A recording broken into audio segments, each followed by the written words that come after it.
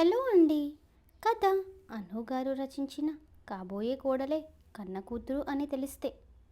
అమ్మా శ్రావ్య, టైం 8 అవుతోంది, లేచి బ్రష్ వే తల్లి అంటుంది శ్రావ్య తల్లి శారద వంటగదిలో వంట చేస్తూ.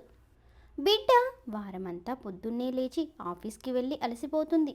ఈ ఒక్కరోజు కూడా ప్రశాంతంగా పడుకోనివ్వవా నా బిడ్డను అంటూ కోపంగా వచ్చాడు శ్రావ్య తండ్రి మాధవ్. అబ్బో, 8 అవుతుంది, ఇంకా పడుకోమంటావా నీ బిడ్డను? ఇప్పుడు అంటే ఇలా గారాబం చేస్తున్నావు. రేపు అత్తగారింటికి వెళ్తే అక్కడ పడుకోనిస్తారా ఇప్పటి వరకు? హా, చెప్పండి అంది శారద. హా, చాలే, నా కూతురికి మంచి సంబంధం చూస్తా.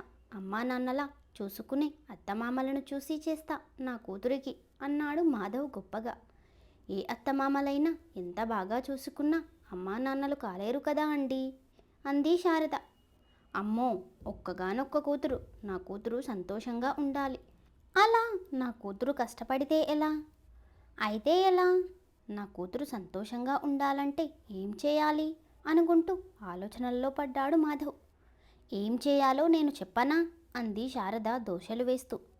హా, చెప్పు శారద, ఏం చేయాలి అన్నాడు మాధవ్ ఆతృతగా. మీ అల్లుడిని మీ ఇంటికి తెచ్చుకోండి, ఎంచక్క మీ ముందే మీ కూతురు ఉంటుంది అంది శారద నవ్వుతూ. ఇంతలో శ్రావ్య అమ్మా అంటూ పిలుస్తూ వచ్చింది లోపలికి. Good morning daddy, good morning mummy అంటూ ఇద్దరినీ పట్టుకుంది. గుడ్ మార్నింగ్ తల్లి అంటూ శారద మాధవ్ కూతురుని చూసి మురిసిపోతున్నారు. వెళ్ళి ఫ్రెష్ అయ్యిరామ్మా, టిఫిన్ చేద్దాం అంది శారద. ఈరోజు ఏం టిఫిన్? దోశ చేస్తున్నావా మమ్మీ అంది శ్రావ్య. అవును తల్లి, నీకు ఇష్టం కదా, అందుకే చేస్తున్నా అంది శారద. థ్యాంక్స్ మమ్మీ, 5 మినిట్స్లో వచ్చేస్తా అంటూ వెళ్ళింది శ్రావ్య. శ్రావ్యని చూస్తూ మురిసిపోతున్నారు శారద మాధవ్. శ్రావ్య వచ్చేసింది. ఈలోపు డైనింగ్ టేబుల్ మీద అన్నీ సర్దిపెట్టింది శారద. ముగ్గురు కూర్చున్నారు. ఇదిగో తల్లి, నీకు ఫస్ట్ నేనే తినిపిస్తా అంటూ పెడుతున్నాడు మాధవ్. లేదు, ముందు నేనే శ్రావ్యకి తినబెడతా అంటుంది శారద. వారిద్దరి ప్రేమను చూస్తూ కళ్ళల్లో నీళ్లు తిరిగాయి శ్రావ్యకి. ఆ నీటిని చూసిన తల్లిదండ్రులు ఏమైంది శ్రావ్య, ఏమైంది తల్లి అంటూ ఇద్దరూ కంగారు పడ్డారు. ఏమీ లేదమ్మా, నేను ఎంత అదృష్టవంతురాలినో కదా నాన్న. ఎందుకమ్మా అన్నాడు మాధవ్. ఇంత ప్రేమ పంచే తల్లిదండ్రుల కడుపులో పుట్టినందుకు నేను అదృష్టవంతురాలినే కదా నాన్న. మీ కడుపు నుండి నన్ను పుట్టించినందుకు ఆ దేవుడికి ఎప్పుడూ నేను కృతజ్ఞురాలిలే అంటుంది శ్రావ్య సంతోషంగా. శారద మాధవ్ ఒకరి మొహం ఒకరు చూసుకుంటూ ఏదో తెలియని గుబులు వారి మనసులో చోటు చేసుకుంది. ఏ తల్లిదండ్రులైనా గొప్పవారే తల్లి, తన పిల్లలను అపురూపంగానే చూసుకుంటారు అన్నాడు మాధవ్. సరే, ఇక తిను తల్లి అంటూ తినబెట్టింది శారద. ఇలా కొన్ని రోజులకి మాధవ్ స్నేహితుడు అయిన వర్మ మాధవ్ దగ్గరకు వచ్చాడు. ఏంట్రా, ఇన్ని రోజులకు గుర్తుకు వచ్చానా? రా కూర్చో. శారదా, ఇలా రా, ఎవరొచ్చారో చూడు అన్నాడు మాధవ్. హా, వస్తున్నా అండి అంటూ హాల్లోకి వచ్చి చూసింది. అన్నయ్య, మీరా, ఎలా ఉన్నారు? చాలా రోజులకు వచ్చారు. భారతి, పిల్లలు అందరూ బాగున్నారా అంది శారద. అంతా బాగున్నాము శారద, మీరు బాగున్నారా అన్నాడు వర్మ. బాగున్నామన్నయ్య. భారతి పిల్లల్ని కూడా తీసుకువస్తే బాగుండేది కదా అన్నయ్య అంది శారద. మరోసారి వచ్చినప్పుడు తీసుకొస్తా శారద అన్నాడు వర్మ. ఇంతలో వాటర్ తీసుకొచ్చి ఇస్తూ బాగున్నారా అంకుల్ అంది శ్రావ్య. హా, బాగున్నాను శ్రావ్య. నువ్వెలా ఉన్నావు శ్రావ్య అన్నాడు వర్మ. చాలా బాగున్నా అంకుల్ అంది శ్రావ్య. జాబ్ చేస్తున్నావని మాధవ్ చెప్పాడు, ఎలా ఉంది శ్రావ్య? హా, గుడ్ అంకుల్ అంది శ్రావ్య. ఇంతలో కాఫీ తీసుకొచ్చి ఇచ్చింది శారద. సారీ అంకుల్, నాకు ఆఫీస్కి టైం అవుతుంది, నేను వెళ్ళాలి అంది శ్రావ్య. మాధవ్తో కాసేపు మాట్లాడి నేను కూడా బయలుదేరుతా శ్రావ్య అన్నాడు వర్మ. అప్పుడేనా? నాన్న, అంకుల్ని లంచ్ చేసి వెళ్ళే వరకు మీరు వెళ్ళనివ్వకండి అంది శ్రావ్య. సరే తల్లి అన్నాడు మాధవ్ నవ్వుతూ. అందరూ నవ్వేశారు. అందరినీ అడిగినట్టు చెప్పండి, ఈసారి ఊరుకుంటున్నా. నెక్స్ట్ టైం వచ్చేటప్పుడు అందరూ తప్పకుండా రావాలి. ఇక నేను వెళ్తున్నాను, టైం అవుతోంది అంకుల్ అంది శ్రావ్య. అలాగే శ్రావ్య అన్నాడు Varma. Bye mummy, bye daddy, bye uncle అంది శ్రావ్య. అలాగే, జాగ్రత్త తల్లి అన్నారు ముగ్గురు. శ్రావ్య ఆఫీస్కి వెళ్ళింది. మాధవ్, నాకు తెలిసిన వారు ఉన్నారు. ఒక్కడే అబ్బాయి, చాలా మంచివాడు, బాగా చదువుకున్నాడు, మంచి ఉద్యోగం చేస్తున్నాడు, నెలకు ₹1,00,000 జీతం వస్తుంది. జీతం విషయం పక్కన పెడితే అబ్బాయి చాలా చాలా మంచివాడు, చూడడానికి అందంగా ఉంటాడు అని అన్నాడు వర్మ కాఫీ తాగుతూ. అంటే ఏమంటున్నావు? నాకు అర్థమయ్యి కానట్టుగా అనిపిస్తుందిరా. ఇందులో అర్థం కాకపోవడానికి ఏముందిరా? మీరు సరే అంటే మన శ్రావ్యకి అతను చక్కని జోడీ అవుతాడు, నీ ఇంటికి అల్లుడు అవుతాడు. ఏమంటావురా? మాధవ్ కాసేపు నిశ్శబ్దంగా ఉండిపోయాడు. తన చిన్నారి చిట్టి తల్లికి పెళ్లి చేసి అత్తవారింటికి పంపించాలా అనే ఆలోచన ఒక్కసారిగా మనసుకి బాధను కలిగించింది. మాధవ్, ఏమైందిరా? ఏమీ మాట్లాడడం లేదు. ఏం మాట్లాడాలో తెలియడం లేదురా. నా కూతురికి అప్పుడే పెళ్లి చేసి ఇంకొకరి ఇంటికి నా చిట్టి తల్లిని పంపించేయాలా అని బాధపడుతూ అన్నాడు మాధవ్. మాధవ్, ఏ తండ్రికైనా తన కూతురికి ఎంత వయసు వచ్చినా చిన్నపిల్లలాగే కనబడుతుంది. పెళ్ళి చేసే సమయంలోనే చేయాలి. మంచి సంబంధం వచ్చింది, ఎప్పుడైనా పెళ్లి చేసేదే కదా, ఆలోచించు మాధవ్ అన్నాడు వర్మ. వర్మ భోజనం చేసి పెళ్లి విషయం ఆలోచించి తనకి ఫోన్ చేయమని చెప్పి వెళ్ళాడు. సాయంత్రం అయ్యింది. మాధవ్, శారద వర్మ చెప్పిన విషయం గురించి ఆలోచిస్తున్నారు. మంచివారు అని అన్నయ్య అంటున్నాడు కదా, ఎప్పుడైనా చేసేదే కదండి. అన్నయ్య మన మంచి గురించి ఆలోచిస్తాడు.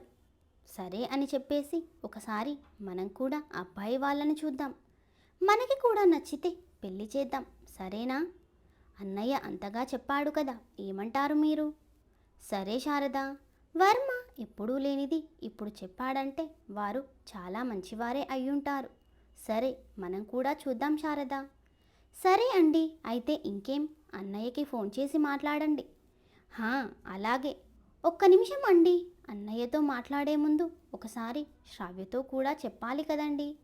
తనతో మాట్లాడి అన్నయ్యతో మాట్లాడండి. అవును శారద, బాగా గుర్తు చేశావు. ఇంతలో శ్రావ్య ఆఫీస్ నుండి వచ్చింది. Hi mummy. Hi daddy. Hi తల్లి. అంకుల్ వెళ్ళిపోయారా డాడీ?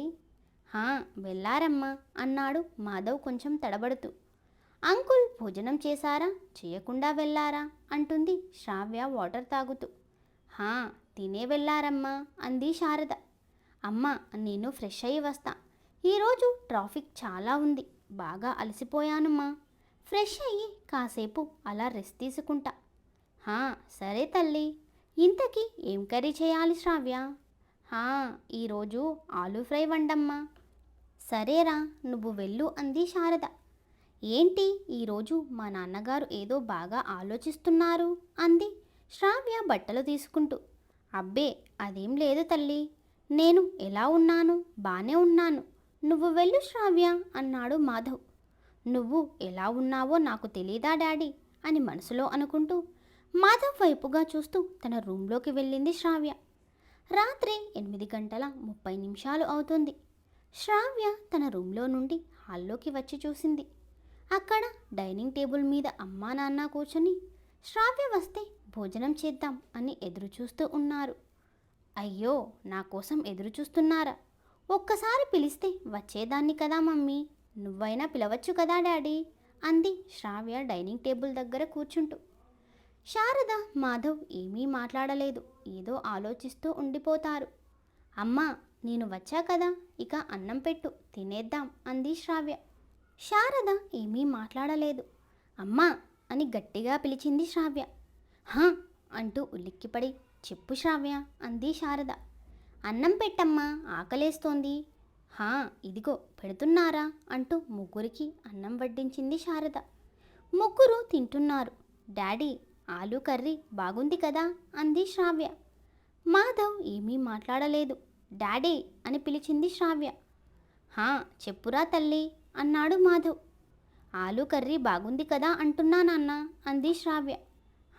బాగుందిరా అన్నాడు మాధవ్. అమ్మ, కొంచెం కర్రీ వేయి. శారద వేయకుండా అలాగే ఉంది. శ్రావ్య తనలో తాను నవ్వుతూ, చెప్పండి, ఏంటి విషయం, నాతో ఏమైనా మాట్లాడాలా అంది శ్రావ్య. అబ్బే, ఏమీ లేదు. ఆహా, అది అంటూ తడబడింది శారద. అదేం లేదు తల్లి అన్నాడు మాధవ్. ఏమీ లేదా? వచ్చినప్పటి నుంచి చూస్తున్నా మీ ఇద్దరు ఏదో విషయం గురించి ఆలోచిస్తున్నారు. ఏది అడిగినా సమాధానం లేదు. ఎప్పుడూ లేనిది ఈరోజు మీరు నాకు మొదటి అన్నం ముద్ద పెట్టలేదు అని మాట్లాడడం పూర్తి చేయకముందే, అయ్యో సారీ తల్లి, ఏదో ఆలోచిస్తూ నీకు పెట్టలేదు, ఇదిగో తిను తల్లి అంటూ కళ్ళకు నీరు తెచ్చుకుంటూ మాధవ్ శ్రావ్యకి అన్నం ముద్ద తినిపించాడు. నాకు తినిపించడం కూడా మర్చిపోయారంటే ఏదో బాగా ఆలోచిస్తున్నారు. అదేంటో చెప్పండి డాడీ, నువ్వైనా చెప్పమ్మా అంది శ్రావ్య. అది మరి వర్మ అంకుల్కి తెలిసిన ఒక అబ్బాయి ఉన్నాడట, చాలా మంచివాడంట, బాగా చదివి మంచి ఉద్యోగం చేస్తున్నాడని చెప్పాడు అంది శారద. అంకుల్ మన కోసం ఆలోచిస్తారు కదా తల్లి, నువ్వు ఒప్పుకుంటే నీకు మంచి జోడీ అయ్యి మాకు అల్లుడు అవుతాడు. మరి నువ్వు సరే అంటే మేము ముందడుగు వేస్తాం అన్నాడు మాధవ్. శ్రావ్య ఏమీ మాట్లాడకుండా తల కిందకు వేసుకుని అన్నం తింటుంది. అమ్మా, కొంచెం పెరుగు వేయి అంది శ్రావ్య. శారద పెరుగు వేసింది. శ్రావ్య పెరుగుతో అన్నం తినేసి తన చెయ్యి కడిగేసింది. శారద మాధవ్ అలాగే శ్రావ్య సమాధానం కోసం ఆశగా చూస్తున్నారు. శ్రావ్య ఒక నవ్వు నవ్వి, అయ్యో ఈ విషయం నాతో చెప్పడానిక మీరు ఇంతలా బాధపడుతున్నారు? నన్ను అడగడానికి ఏముంది నాన్న, నాకు ఎప్పుడు ఏం చేయాలో, ఏం చేస్తే బాగుంటుంది అనే విషయం మీకు కాకుండా ఇంకెవరికి తెలుస్తుందమ్మా? మీ మాటే నా మాట, మీరు ఏది చెప్తే అదే చేస్తా, సరేనా? ఇక తిని హ్యాపీగా పడుకోండి అని చెప్పి శ్రావ్య తన రూమ్కి వెళ్ళింది. శారద మాధవ్ శ్రావ్య మాటలకు చాలా సంతోషించారు.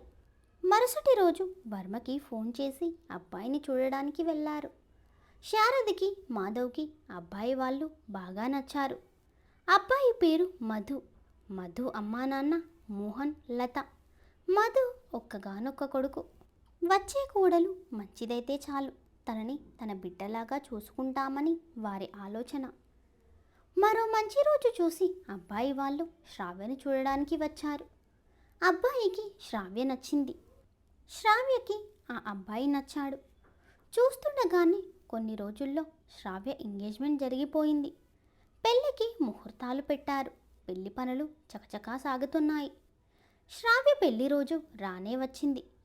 మధు పెళ్లి పందిరిలో రామయ్యలా ఉన్నాడు. తన కొడుకుని పెళ్లి బట్టల్లో చూసి మురిసిపోతున్నారు లతా, మోహన్. ఇంతలో శ్రావ్య పెళ్లి కూతురు అలంకరణలో ఆ సీతమ్మ తల్లిలా ఉంది. శ్రావ్యని చూసి తన తల్లిదండ్రులు చాలా ఆనందపడుతున్నారు. తమ కోడలు బంగారు బొమ్మలా ఉందని మోహన్, లత ఒకరికొకరు చెప్పుకుంటూ సంతోషపడుతున్నారు. శ్రావ్య వచ్చి పెళ్లి పందిరిలో కూర్చుంది. ముహూర్తం టైం అయింది. జీలకర్ర బెల్లం శ్రావ్య, మధు ఒకరికొకరు పెట్టుకోబోతున్నారు. ఇంతలో ఎవరూ ఊహించని విధంగా లత ఒక్కసారిగా గట్టిగా ఆపండి అని అరిచింది. అందరూ ఆగిపోయారు. ఏమైంది అన్నట్టుగా అందరూ ఒక్కసారిగా లతని చూడసాగారు. పెళ్లి పందిరిలో ఒక్కసారిగా నిశ్శబ్దం చోటు చేసుకుంది. ఏమైంది వదినా అని శారద, ఏమైంది లత అని మోహన్, ఏమైందమ్మా అంటూ మధు, ఏమైందమ్మా ఎందుకు ఆపమన్నావు అంటూ పూజారి అన్నాడు.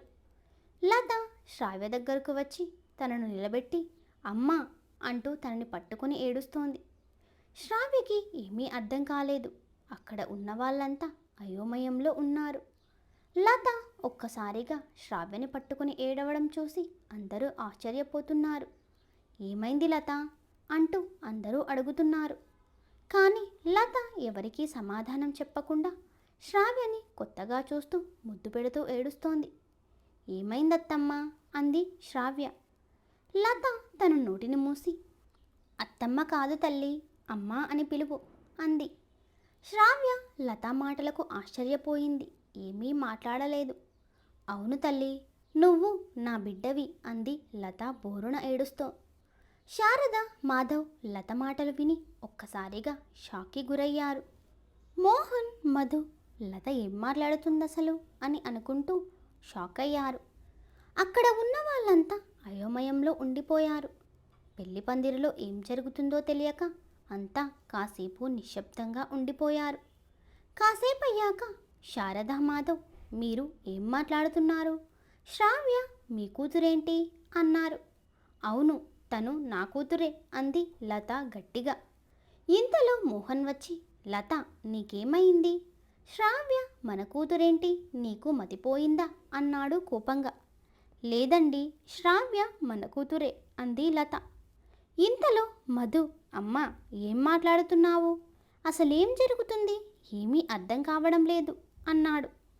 లత బాధగా ఏడుస్తూ, ఏవండి, చిన్నప్పుడు తప్పిపోయిన మన కూతురు హర్షితనే ఈ శ్రావ్య అండి అని అంది లత. మోహన్ షాక్ అయ్యాడు. అందరూ లత మాటలకి ఆశ్చర్యపోయారు. ఏంటి లత, చిన్నప్పుడు తప్పిపోయిన మన కూతురు హర్షిత ఇప్పుడు ఈ శ్రావ్య అని ఎలా చెప్తున్నావో అని అన్నాడు మోహన్. ఇదిగో చూడండి, మీకు గుర్తుందా? చేతి మీద చిన్నప్పుడు వేడిపాలు పడి మచ్చగా అయింది, మీకు గుర్తుందా? అవి నేనే చూసుకోకుండా పక్కన పెడితే మన కూతురు వచ్చి వాటిలో చేతి పెట్టింది. అప్పుడు మనం హాస్పిటల్కి వెళ్ళి చూపించాం అని చెప్తుంటే అందరూ శ్రావ్య చేతిని చూశారు. అంతేకాదు, మీ భుజం మీద ఉన్న విచిత్రమైన పుట్టుమచ్చ మన కూతురికి కూడా అలాగే వచ్చింది అని మనం అంతా అనుకున్నాం, గుర్తుందా మీకు అని అంది లత మోహన్తో. ఆ మాటలు విన్న శ్రావ్య అవును అన్నట్టుగా ఒక్కసారిగా కళ్ళు కదిలించింది. ఇంతలో శారద, ఏం మాట్లాడుతున్నారు వదినా? నా కూతురిని పట్టుకుని మీ కూతురు అంటున్నారు. చిన్నప్పుడు చూడకుండా శ్రావ్య చేతి మీద పాలు పడ్డాయి. అలా మరక ఉంటే తను నీ కూతురు అవుతుందా అని గట్టిగా అంది శారద. మాధవ్ అంతా అయిపోయింది అన్నట్టుగా మొహం పెట్టి ఏడుస్తున్నాడు. లేదు, నా కూతురు 3 సంవత్సరాల వయసు ఉన్నప్పుడు జాతరలో తప్పిపోయింది. నా కూతురు కోసం చాలా వెతికాము, ఎక్కడా కనిపించలేదు. నేను నా కూతురు కోసం ఎదురు చూసి చూసి పిచ్చిదాన్ని అయిపోయాను అంటూ ఏడుస్తోంది లత. లేదు, నువ్వు ఎవరినో చూసి ఎవరో అనుకుంటున్నావు. శ్రావ్య నా కూతురు, నేను కన్నబిడ్డ అని గట్టిగా వాదిస్తోంది శారద. లేదు, నువ్వు అబద్ధం చెప్తున్నావు. ఇన్ని సంవత్సరాలు నా కూతురు మాకు దూరమైంది. శ్రావ్యని చూసిన మొదటి రోజే తనకి నాకు ఏదో సంబంధం ఉందని నా మనసుకి అనిపించింది. నువ్వు నిజం చెప్పు శారదా. అయినా నువ్వు అవునన్నా కాదన్నా శ్రావ్య నా కన్నబిడ్డనే. చెప్పు, నువ్వు నిజం చెప్పు, నా బిడ్డనే అని చెప్పు అని లత ప్రాధేయపడింది. శారద లత మాటలకు ఒప్పుకోలేదు. లత గట్టిగా శారదను నిలదీసింది. చివరకు శారద ఏమీ మాట్లాడకుండా ఏడుస్తోంది. శ్రావ్య శారద దగ్గరికి వచ్చి, అమ్మా, నేను నీ కూతురునే అని చెప్పు, నువ్వు అలా నిశ్శబ్దంగా ఉండకమ్మా అని ఏడుస్తోంది. శారద ఏమీ మాట్లాడకుండా శ్రావ్యని చూస్తూ ఏడుస్తోంది. నాన్న, నువ్వైనా చెప్పు, నేను మీ కూతురునే అని చెప్పు నాన్న అని ఏడుస్తోంది మాధవ్ని అడుగుతూ. చివరికి మాధవ్, లేదమ్మా, లేదు తల్లి, నువ్వు మా కూతురివి కాదు అని గట్టిగా అరుస్తూ బోరున ఏడుస్తున్నాడు. నాన్న అంటూ భయంగా ఆశ్చర్యంగా ఏడుస్తోంది శ్రావ్య. ఆ మాటలకి శ్రావ్య గొంతు మూగబోయింది. చిన్నప్పుడు నువ్వు జాతరలో బాగా ఏడుస్తూ మాకు కనబడ్డావు. మీ అమ్మా నాన్న ఎవరు అని అక్కడంతా వెతికాము. నువ్వు ఎవరు ఏంటో అని చాలా రోజులు ఆరాదీశాము. కానీ నీకు సంబంధించిన వారు ఎవరూ మాకు దొరకలేదు. అప్పటికే మాకు కూడా పిల్లలు లేరు. నిన్ను చూసి మాకు సంతోషం వేసింది. చేసేదేమీ లేక నిన్ను మేము పెంచుకున్నాం అని ఏడుస్తూ చెప్పాడు మాధవ్. మాధవ్ మాటలకి అందరూ ఆశ్చర్యపోయారు. ఎక్కడి వాళ్ళు అక్కడే ఉండి అందరూ ఏడవసాగారు. శ్రావ్య తన నిజమైన తల్లి తండ్రి వచ్చారని సంతోషించాలో, తనని ఇన్ని రోజులు ప్రేమగా చూసుకున్నవారు తన నిజమైన తల్లిదండ్రి కారు అని ఏడవాలో అర్థం కాలేదు. ఆ మాటలు విన్న మధు మూగవాడు అయ్యాడు. ఈ విషయం పక్కన పెడితే కోడలు కావలసిన శ్రావ్య తన కన్న కూతురు అని తెలిసి తన కొడుకు అయిన మధుతో పెళ్లి జరిపించాలా వద్దా అనే అయోమయంలో పడ్డారు అక్కడ ఉన్నవారందరూ. ఈ మాటకు వస్తే శ్రావ్య మీ కూతురు కాబట్టి మధుకి శ్రావ్య సోదరి అవుతుంది. మరి ఈ పెళ్లి జరిపించమంటారా వద్దా అన్నాడు పూజారి. లత, మోహన్ కాసేపు ఆలోచించారు. లతా మోహన్ల సమాధానం కోసం అందరూ ఎదురు చూస్తున్నారు. నిరభ్యంతరంగా ఈ పెళ్ళి జరిపించండి పూజారి గారు అన్నారు లతామోహన్. వారి మాటలకి మరోసారి ఆశ్చర్యపోయారు అక్కడ ఉన్నవారు. అదేంటమ్మా, శ్రావ్య మీ కూతురైనప్పుడు మధుకి శ్రావ్య చెల్లెలి అవుతుంది, అలాంటప్పుడు ఈ పెళ్ళి ఎలా జరిపించమంటున్నారు అని అడిగారు వర్మాభారతి.